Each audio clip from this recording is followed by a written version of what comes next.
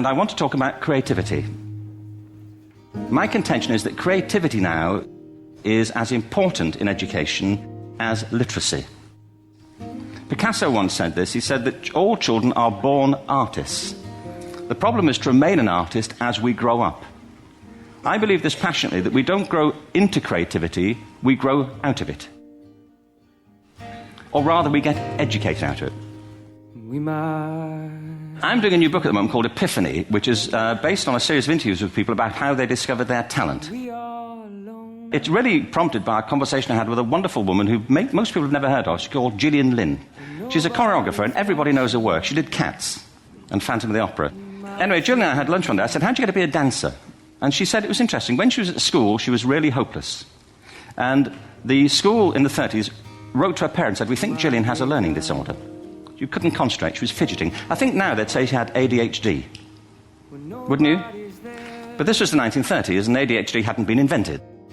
Anyway, she went to see this specialist. So this oak-panelled room, and she was there with her mother, and she was led and sat on this chair at the end, and she sat on her hands for 20 minutes while this man talked to her mother about all the problems Gillian was having at school. Because she was disturbing people, her homework was always late and so on, little kid of 8. In the end, the doctor went and sat next to Gillian and said, Gillian, I've listened to all these things that your mother's told me. I need to speak to her privately. She said, wait here, we'll be back. We won't be very long. And they went and left her. But as they went out the room, he turned on the radio that was sitting on his desk. And when they got out the room, he said to her mother, just stand and watch her. And the minute they left the room, she said she was on her feet, moving to the music. And they watched for a few minutes, and he turned to her mother, and he said, you know, Mrs. Lynn, Gillian isn't sick. She's a dancer.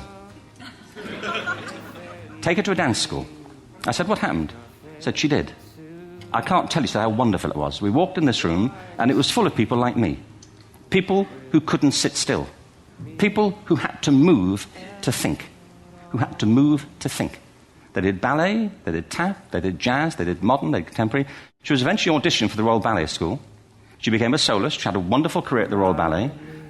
She eventually graduated from the Royal Ballet School, found her own company, the Gillian Dance Company, met Andrew Lloyd Webber. She's been responsible for some of the most successful musical theatre productions in history. She's given pleasure to millions, and she's a multi-millionaire. Somebody else might have put her on medication and told her to calm down. There isn't an education system on the planet that teaches dance every day to children the way we teach them mathematics. Why? We might make love in some sacred place.